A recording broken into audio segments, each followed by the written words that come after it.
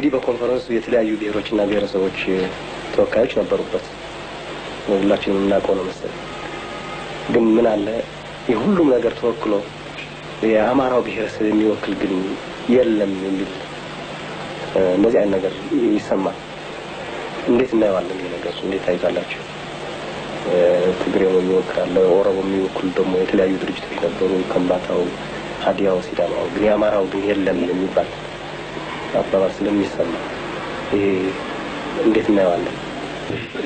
ይሄ አማራ የሚለው ነገር ምን ነገር ነው መነጋገር ያለብን ጉዳይ ይመስላል። ውክልና ለውክልና አስቸጋሪ ነው። የሌለ ነገር መወከል አይቻልም። የለም አማራ የሚባል ነገር እኔ እንደማውቀው ጎጃሜ ያለ ጎጃሜ ጋም ስንሄድ ዳሞት ያለ ፕሮፐር ጎጃም ያባይን ሲሻገሩ ያለው አለ፣ ጎንደር ያለ፣ ሰሜን አለ፣ አርማጭሆ፣ ወልቃይት ጠገዴ አለ። ሸዋም እንኳን ትንሽ ዋጋ ስንመጣ ጠራ፣ መንዝ፣ ቡልጋ፣ ተጉለት፣ ምንጃር ምናምን ተብሎ ይበጣጠሳል። ወሎም ብንገባ እንደዚያው ነው።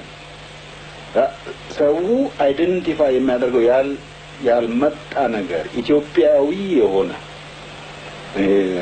በትግራይም ቢሆን ያው በኤርትራም ቢሆን ያው ያልመጣና በእውነት ውክልና የሚያስፈልገው ነገር እዚህ ሀገር ከኢትዮጵያ መሰረት ከተነሳን በኢትዮጵያ መሰረት መነሳት ብንፈልግ ኖሮ አገሩ የሚባለው ነገር ዘር አይደል።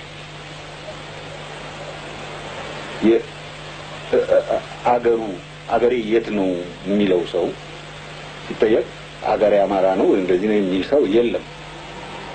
መንዜ ነው፣ ከመንዜም እንኳን ይከፋፍላታል ላይቶ እቺ እንኳን ትንሿ አማራ ቤቴ እንኳን ወይ ላይ ቤት ወጣች ቤት ይላታል።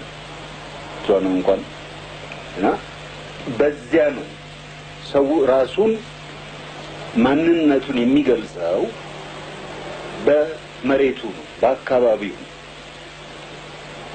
አብዛኛው የደጋው ሰው ኢትዮጵያ ውስጥ በዚያ ነው የሚጠቀመው፣ በተለይ በሰሜኑ ክፍል ያለው እና አማራ የሚባል ነገር አማራን ወክላለሁ ብሎ አንድ ሰው እዛ ኮንፈረንስ ላይ ቢኖር ኖሮ እኔ ወይ አብዷል ያ ሰውዬ ወይ አንድ ችግር ያለበት ሰውዬ መስሎ ነው የሚታየው። በምንም አይነት መንገድ የሌለን ነገር አንድ ሰው መወከል አይችልም። የለም።